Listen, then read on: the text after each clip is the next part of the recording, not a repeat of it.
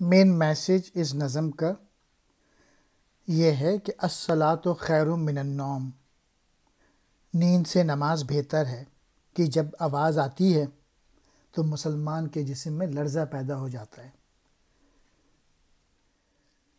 یہ سحر جو کبھی فردا ہے کبھی ہے امروز،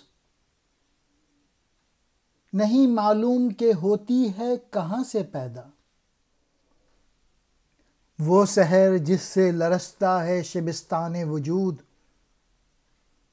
ہوتی ہے بندہ مومن کی اذاں سے پیدا۔ یہ صبح جس سے آنے والی کل اور آج پیدا ہوتے ہیں معلوم نہیں خود کہاں سے پیدا ہوتی ہے، جس کے ذریعے سورج بنتا ہے۔ ہاں لیکن وہ صبح جس سے کائنات کا شبستاں لرز اٹھ جاتا ہے، وہ صبح بندہ مومن کی اذاں سے پیدا ہوتی ہے اور زندگی سے اندھیروں کا نشان مٹ جاتا ہے۔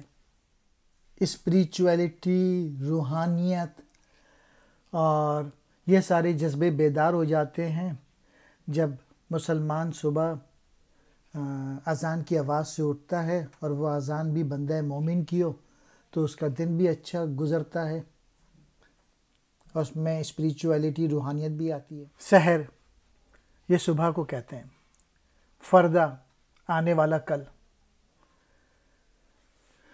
شبستان وجود، وجود کا شبستان یعنی یہ کائنات، بندہ مومن ایسا انسان جو اللہ کے عشق اور اس کا ہر کام اللہ کے لیے ہو، یعنی سچا مسلمان۔